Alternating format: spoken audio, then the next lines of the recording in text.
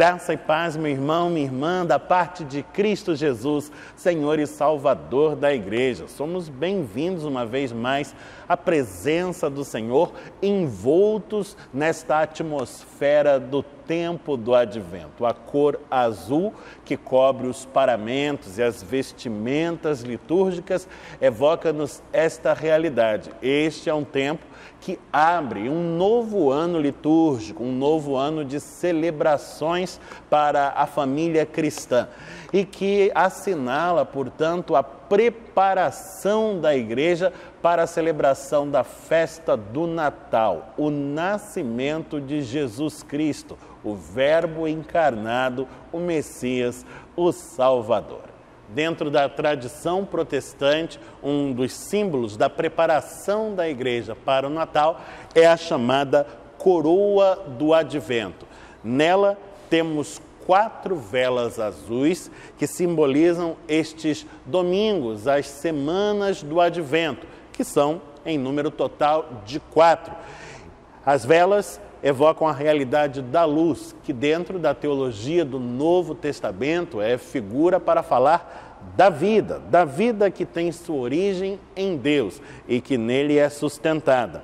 A 5ª e última vela, esta maior, de cor branca, será acesa no dia mesmo do Natal, no dia 25 de dezembro, no chamado Culto das Luzes, teremos o seu acendimento e, portanto, a nossa coroa estará totalmente iluminada, evocando-nos a realidade do Natal que é vindo, que chegou.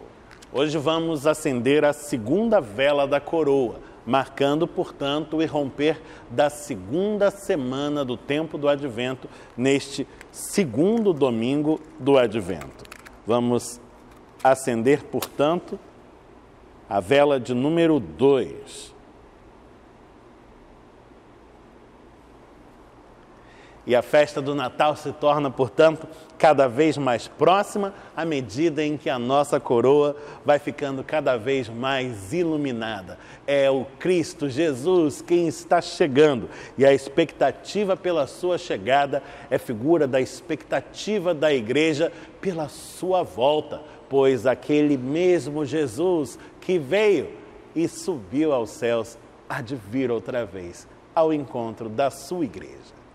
Tomados por este espírito de viva expectativa com a proximidade da festa do Natal, cantamos a sua história, a velha e tão conhecida história do nascimento de Jesus. Cântico de número 227 do Inário Novo Cântico, a velha história. O entoamos sendo conduzidos pela nossa maestrina de soprano, Helen Heinzel, e acompanhados pela pianista e organista Gisele Santana. Cantemos!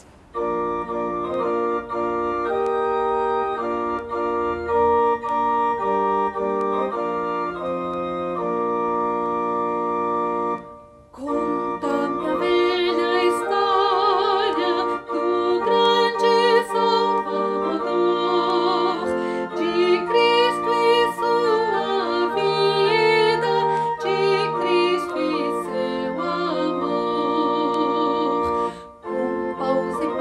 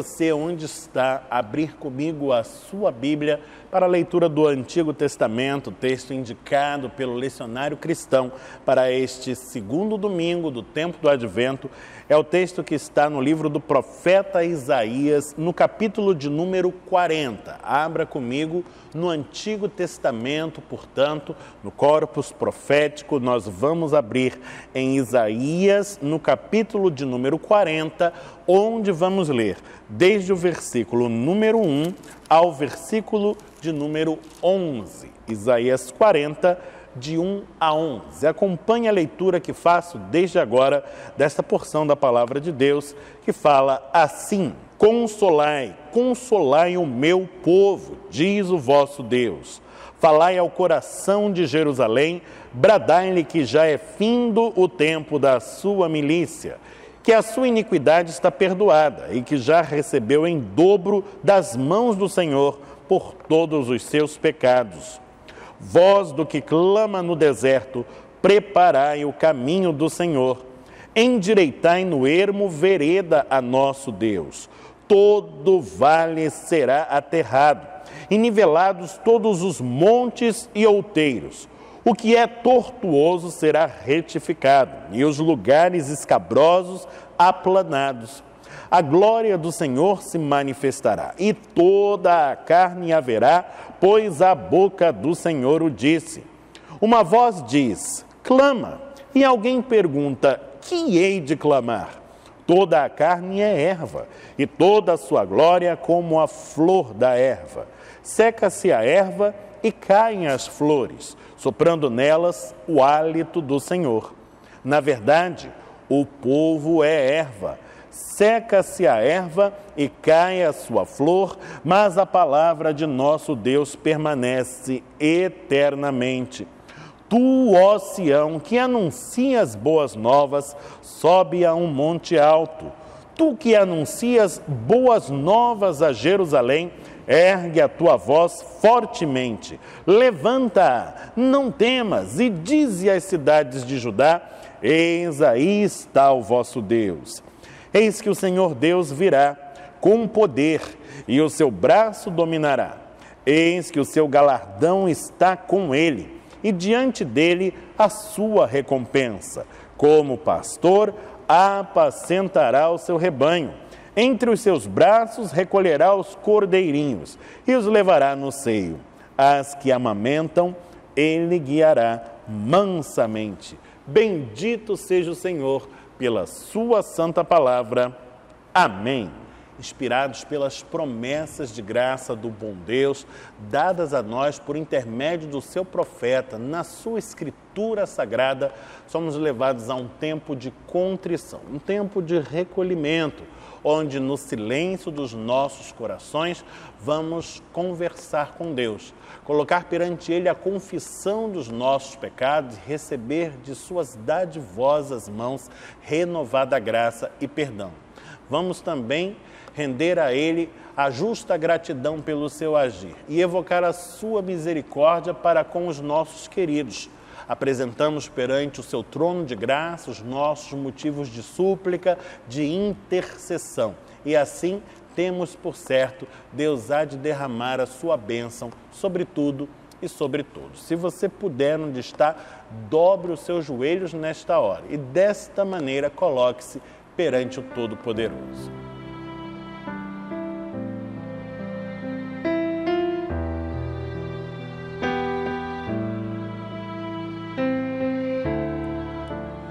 Senhor Deus, Pai bendito, nós te louvamos pela certeza que temos em nossos corações, dado o agir do Teu Espírito nas nossas vidas, certeza acerca da Tua graça, do Teu renovo, do Teu perdão, pois olhas para nós com um terno amor, que se traduz em misericórdia, e assim temos por certo que no sangue de Jesus Cristo, o bom Cordeiro, somos lavados de todo o pecado, purificados de toda mancha, feitos alvos como a branca neve e habilitados no agir do Teu Espírito a toda sorte de boa obra, em nome de Jesus. Rendemos-te graças, portanto, Senhor, por tudo isto que operas em nossas vidas. E rogamos-te que continues a ser conosco, dando-nos da tua bênção e da tua direção segura para a caminhada da vida. Clamamos ainda pela tua graça, pelo teu favor, para com aqueles que nos são caros aos corações, aos nossos amados todos que nesta hora anseiam pela tua benesse. Ah, Senhor, há tantos que estão enfermos, que estão pranteando, que estão sofrendo nestes dias tão difíceis que vamos vivendo. Dias de crise na esfera da saúde, na esfera da política, na esfera da economia. Há tantos padecendo dificuldades e nós te suplicamos, ó Deus, de toda graça, de toda misericórdia, que estejas agindo poderosamente nas suas vidas e que assim, Senhor, tudo o que fizeres redunde em glórias ao teu santo nome e em bênçãos para o povo que é teu. Que a fé do teu povo seja então fortalecida mediante o teu agir e que assim possamos prosseguir confiantes em Ti na jornada da vida, tendo os olhos sempre postos no alvo que Tu mesmo nos preparaste. Assim, Senhor, clamamos-Te na certeza de que és conosco e de que és por nós, de que ouves a nossa voz e envias resposta ao nosso clamor. Oramos no nome santo de Cristo Jesus, o Teu Filho, o nosso Salvador bendito. Amém, Senhor. Trago com pesar à igreja a notícia de que na semana que passou foi chamada à presença do Senhor a nossa irmã Deise Costa Oliveira, aos 97 anos de idade, após o enfrentamento de severas dificuldades no âmbito da sua saúde. Deise, juntamente com as suas irmãs, Clara e May, era um dos membros mais antigos da nossa igreja. Ela foi batizada ainda bebê no ano de 1924 na Igreja Presbiteriana do Caju, mas na sua adolescência, no ano de 1937, fez a sua pública profissão de fé aqui na Igreja Presbiteriana de Copacabana, perante o reverendo Paulo Len César, um dos ministros que mais marcou a vida e a história desta nossa comunidade. Aliás, naquela ocasião, dia 26 de dezembro, a igreja estava celebrando a festa do Natal e recebia das mãos do Salvador este presente vivo. Nossa irmã Deise, que por 83 anos ininterruptamente manteve-se como membro desta igreja, a qual tanto amou e na qual legou-nos um valoroso testemunho de amor ao Evangelho, de serviço à causa do reino, de fidelidade à Igreja do Senhor. Neste dia, nós agradecemos a Deus pela sua vida e pela sua passagem entre nós e rogamos o consolo, o conforto e o renovo da fé, mediante o agir do Espírito Santo nos corações enlutados dos seus familiares, amigos, irmãos na fé e companheiro de caminhada. Vamos orar, vamos falar com Deus, vamos pedir a bênção do Senhor. Senhor nosso Deus, nós te agradecemos pela vida preciosa da nossa irmã Deise Costa Oliveira.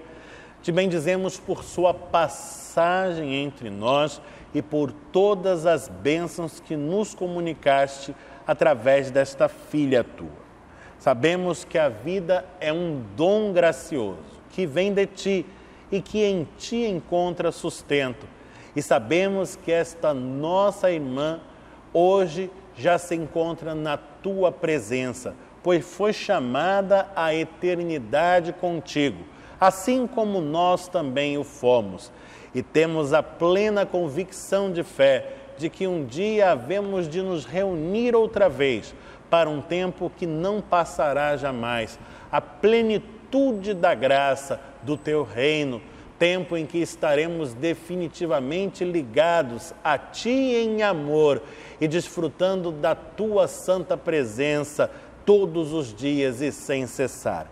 Um tempo onde já não haverá tristeza, nem luto, nem saudade alguma, mas em que a tua bendita luz estará a iluminar os nossos corações, as nossas mentes e toda a realidade de contínuo, onde já não haverá mais treva alguma.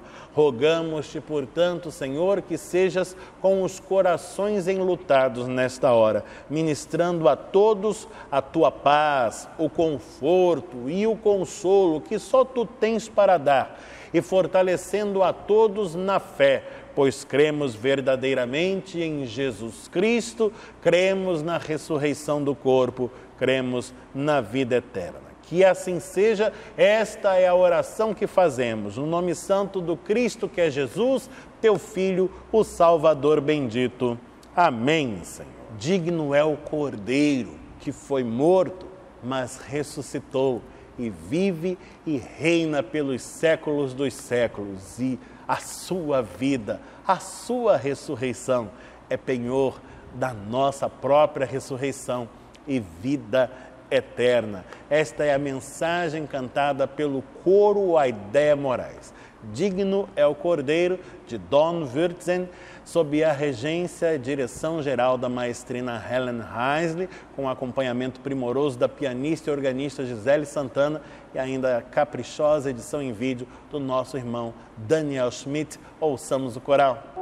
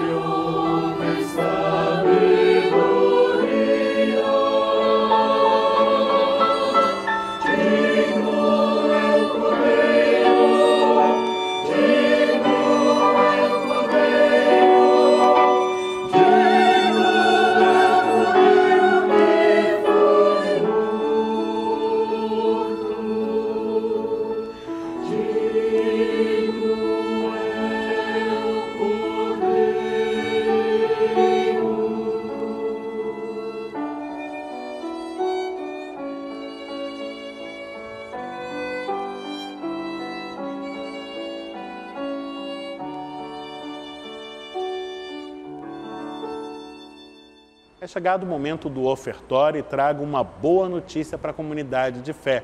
Você deve se lembrar, no Dia Nacional de Ação de Graças, por ocasião desta data que sempre marcamos com a nossa ação social em favor de instituições beneficentes apoiadas pela Igreja, no Dia Nacional de Ação de Graças, que aconteceu 26 de novembro, fizemos uma arrecadação de doações em benefício do Lar Samaritano. E quero dar a boa notícia, portanto, de que esta movimentação rendeu uma arrecadação de mais de R$ 2.800. Todos esses recursos foram encaminhados para o Lar, que é uma instituição beneficente calcada aí na ação voluntária que a apoia desde os seus inícios. Ela fica situada no bairro Zé Garoto, nas dependências da Igreja Presbiteriana daquele lugar, e acolhe a mais de 70 idosos carentes que recebem ali o apoio de moradia, alimentação, vestuário, além de assistência de enfermagem e outros cuidados. E esta é uma obra social da maior importância, digna de todo o nosso apreço e de todo o nosso incentivo, e através dessa iniciativa podemos estender-lhe a mão uma vez mais, como fazemos continuamente. Isto muito nos alegrou. Estes recursos foram recebidos pela direção do lar com muita alegria e gratidão, e nós seguimos em frente, certos de que Deus, que tem realizado tanto nas nossas vidas, tem muito a realizar ainda através de nós. E a este mistério nós nos lançamos neste ato, nesta hora. Neste tempo de isolamento social, você participa do momento do ofertório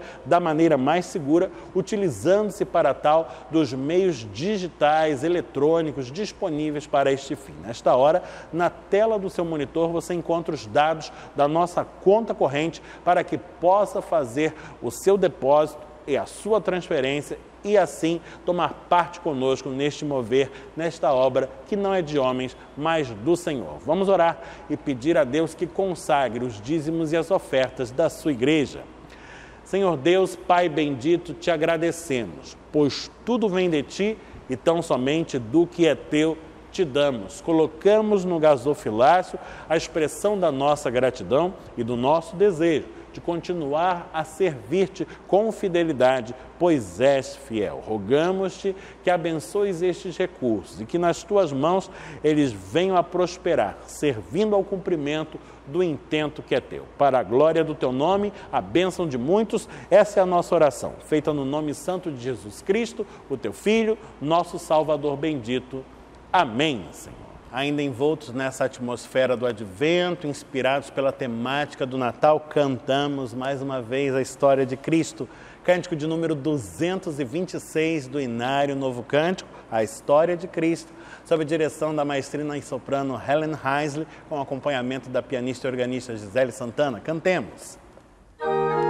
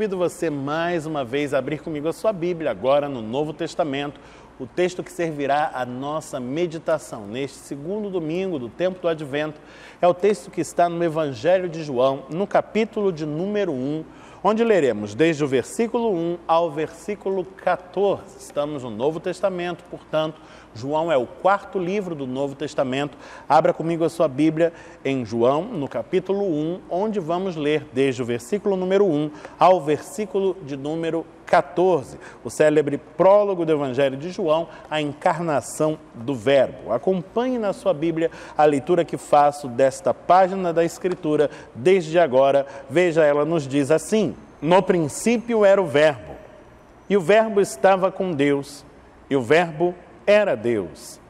Ele estava no princípio com Deus. Todas as coisas foram feitas por intermédio dele, e sem ele, nada do que foi feito se fez. A vida estava nele, e a vida era a luz dos homens. A luz resplandece nas trevas, e as trevas não prevaleceram contra ela. Houve um homem enviado por Deus, cujo nome era João. Este veio como testemunha, para que testificasse a respeito da luz, a fim de todos virem a crer por intermédio dele.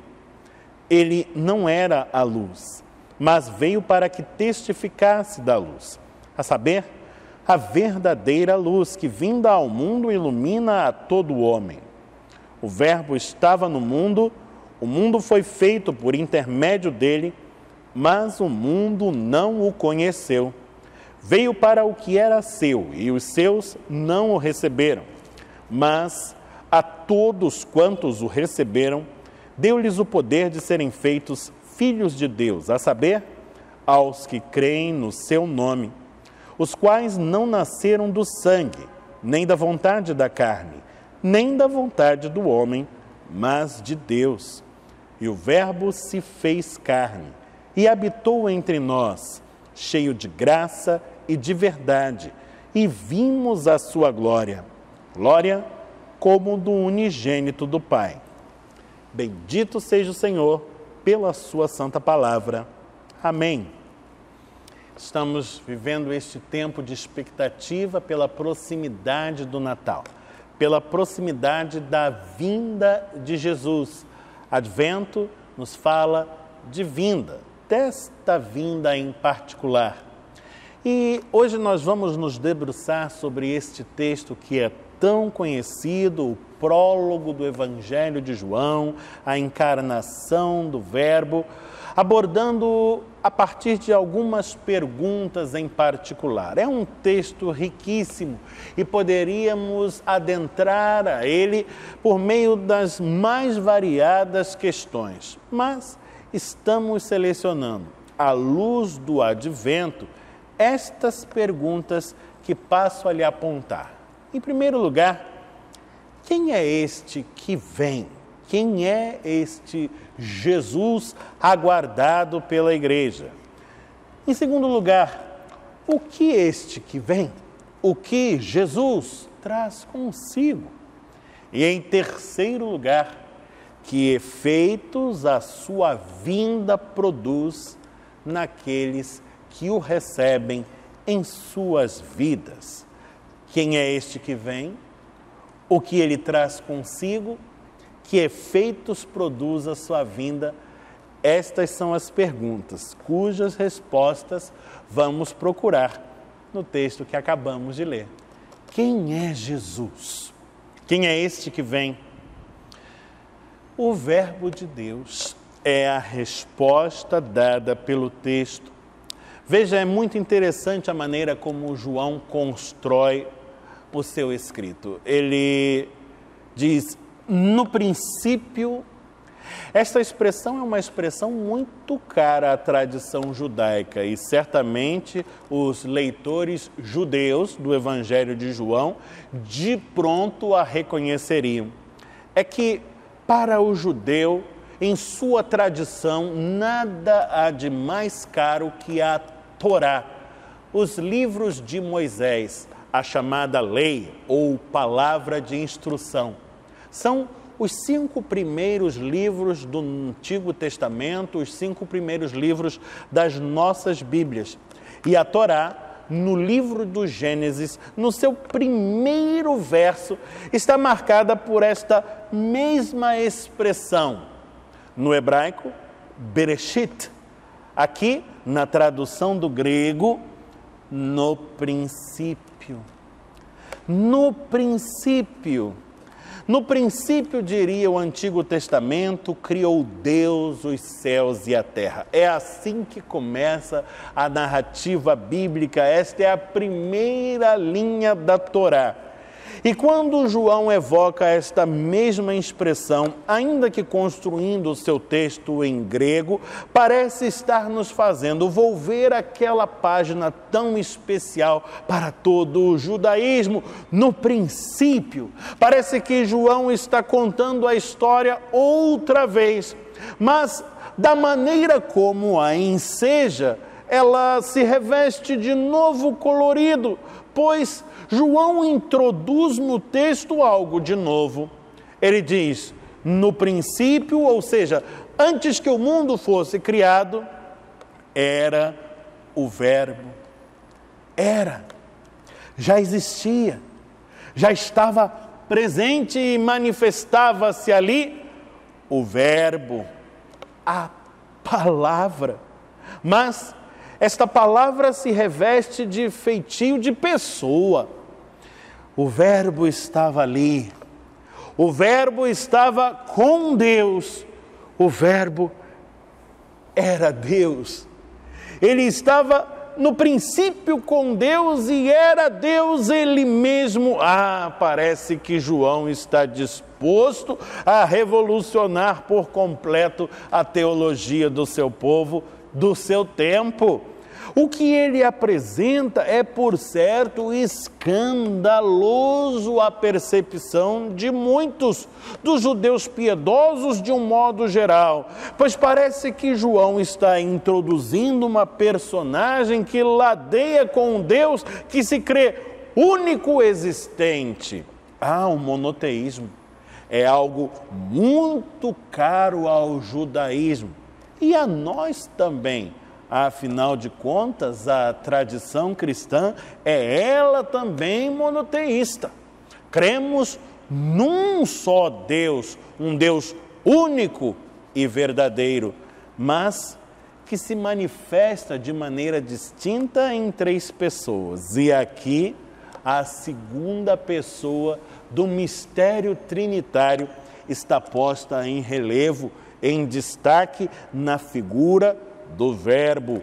No princípio era o Verbo que estava com Deus, que era Deus. João reescreve o relato do início, da gênese de todas as coisas, adicionando a ele um elemento novo, pois todo o seu escrito tem por propósito trazer à lume esta figura e colocá-la de fato em destaque, pois todo o seu evangelho é anúncio dela mesma.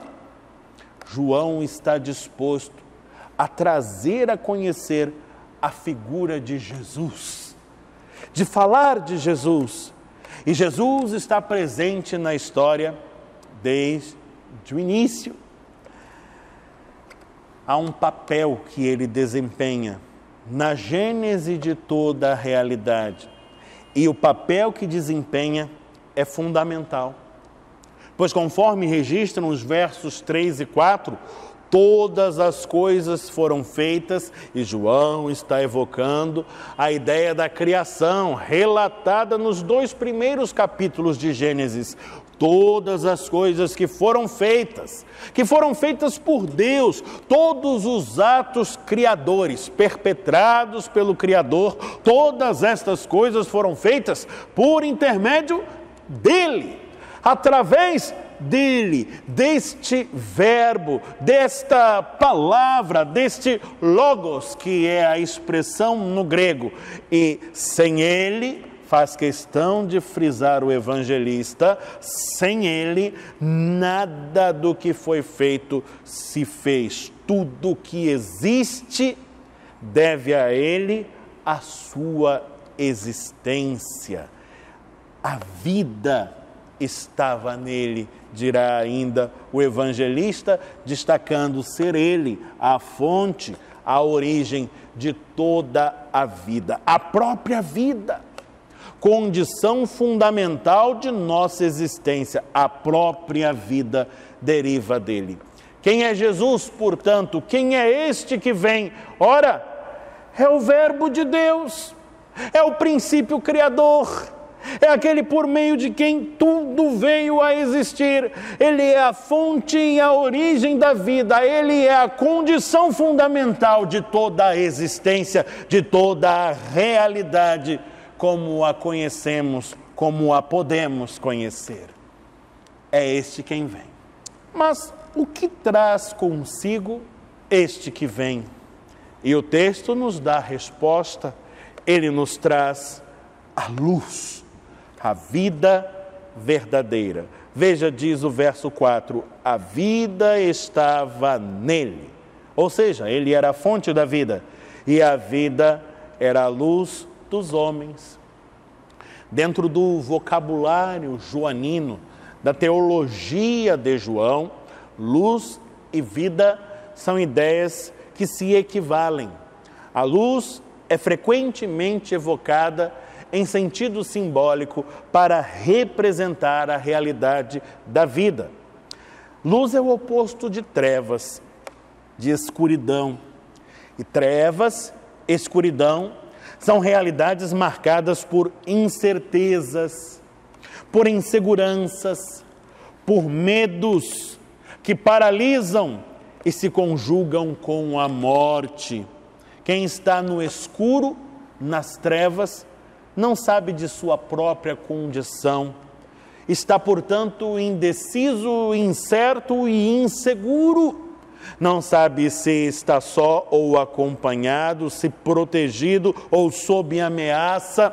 Por isso sente medo. Por isso é levado a paralisar-se. Por isto é induzido à morte. A Bíblia nos ensina, e o Evangelho de João também o faz, que o nosso mundo jaz em trevas, está mergulhado na escuridão. Por isso a realidade que está posta diante de nós nos induz a tantas incertezas. Não sabemos bem discernir as coisas como são de fato. Quem são os mocinhos? Quem são os bandidos? Em quem ou em que podemos confiar? O que vemos é que o tempo todo estamos sob ameaça. Há muitos perigos que nos rondam e que nos levam à paralisia, pois diante de tantos riscos, vemos que o melhor mesmo é não arriscar. E assim, damos passos certos em direção à morte. Mas em meio às trevas deste mundo irrompe uma esperança na pessoa de Jesus, do Verbo que é vindo, pois através dele a luz resplandece nas trevas. Não uma luz dentre outras, mas a luz no sentido pleno, na acepção máxima que podemos atribuir a esta palavra. A luz, diz o versículo 5, resplandece nas trevas, seu fulgor impõe-se em meio à escuridão. E esta luz põe fim a toda incerteza, a toda insegurança, ao medo e também à paralisia. Ela traz clareza. E com a clareza, segurança, confiança. Esta luz promove ação, coloca as coisas em movimento, ela promove a vida. E isto é sempre assim, pois não há treva que possa sobrepor-se à luz. É por isso que o verso 5 diz: a luz resplandece nas trevas e as trevas não prevaleceram contra ela. Não há escuridão que possa sufocar uma luz que se proponha a brilhar. Quanto mais em se tratando desta luz bendita, pois é a luz do Senhor. Não importa quão densa seja a escuridão, ela será e é vencida, mesmo o menor fulgor desta luz é capaz de sobrepujá-la. O que o Verbo, este que vem, o que Jesus traz consigo a este mundo? Ele traz consigo a luz verdadeira e nela a verdadeira vida. E devidamente iluminados, banhados por esta luz, vivificados, somos levados à terceira e última pergunta a que nos propusemos responder pela apreciação deste texto em particular. O Verbo que vem e que traz consigo a luz, que efeito produz na vida daqueles que são tocados pela sua presença, naqueles que o recebem? O texto nulo diz, entre os versos 10 e 14. Eles são feitos filhos de Deus. O Verbo estava no mundo, diz o verso 10. O mundo foi feito por intermédio dele, estamos remetendo à criação. Mas o mundo não o conheceu. E então, verso 11, ele veio para o que era seu, veio para o seu próprio povo, mas os seus não o receberam, o seu povo não lhe deu acolhida. Parece uma realidade definitivamente terrível, assombrosa, porque estamos falando do maior presente que o mundo poderia receber, e estamos falando da recusa a este mesmo presente. Felizmente, este estado de coisas não põe fim à história, porque o verso 12 diz-nos ainda que há alguns que o receberam, e a todos quantos o receberam, deu-lhes o poder de serem feitos filhos de Deus. Há sim pessoas que receberam o presente e que, sendo tocadas pela graça nele contida e manifesta, foram transformadas e foram então coroadas com esta graça. Foram feitas filhas de Deus, a saber, diz ainda o verso 12, todos que creem no seu nome. Esta é a forma de receber o presente. É crer na misteriosa e maravilhosa graça que nele está contida e lançar-se a ela, acolhendo-a no coração e ordenando a vida segundo a mesma.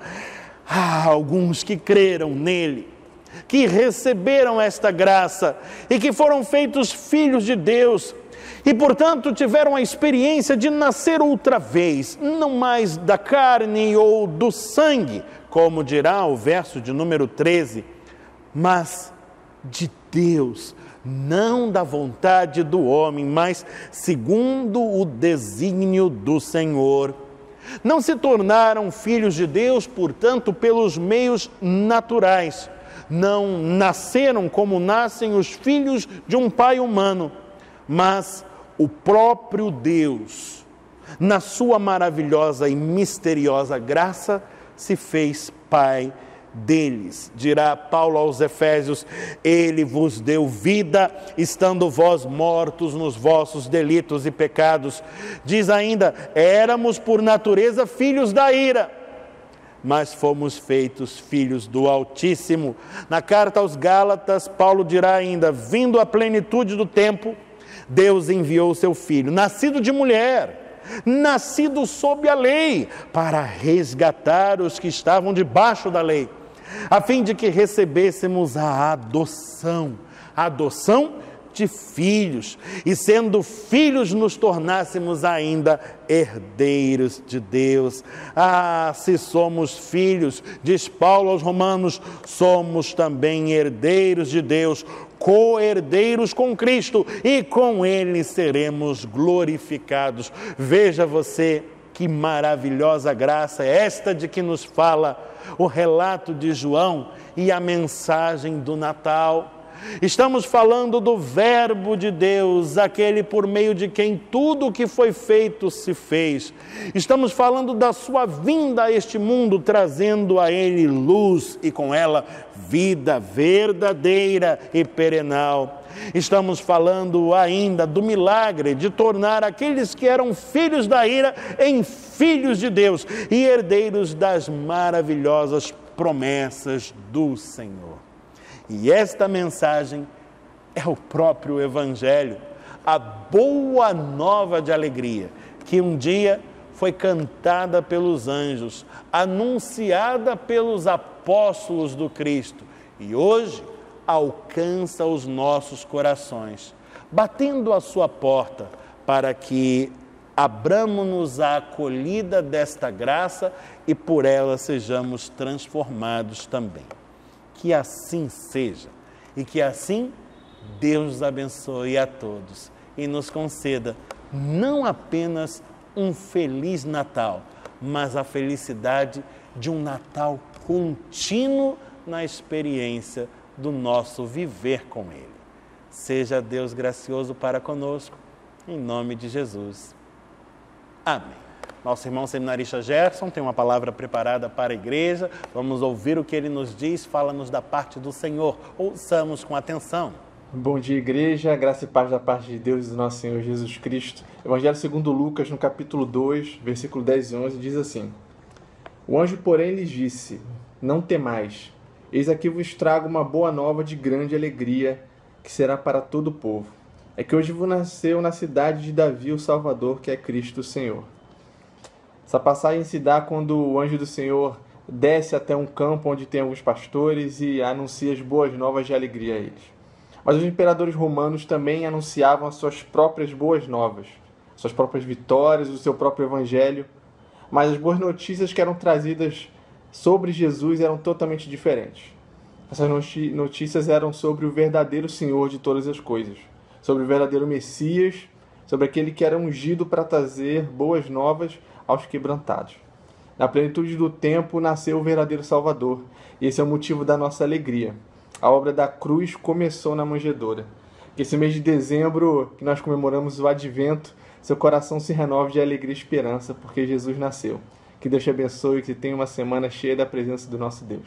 Neste domingo, estamos realizando também um culto presencial na nossa igreja, o culto teste.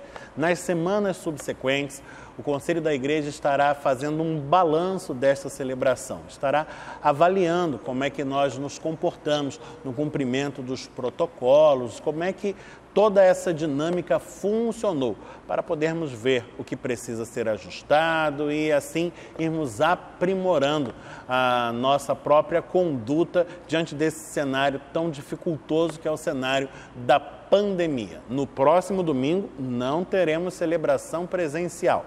Aguarde, o Conselho irá sinalizar para a igreja quando isto se dará outra vez. Até lá, vamos nos comunicando através dos nossos canais digitais, aqui no nosso canal no YouTube, na nossa fanpage, lá no Facebook, nos nossos grupos de WhatsApp, estaremos em contato uns com os outros. E o Senhor há de nos dirigir e nos mostrar qual é este tempo oportuno para uma nova reabertura da comunidade. Temos visto que o cenário da pandemia está se agravando uma vez mais. Muitas das instituições que abriram suas portas estão retrocedendo e fechando-as outra vez. É um momento que nos convida a uma atitude prudente e atenta. E vamos, portanto, seguir desta forma, em oração, dando passos seguros e buscando sempre o melhor para toda a comunidade de fé. Contamos com o apoio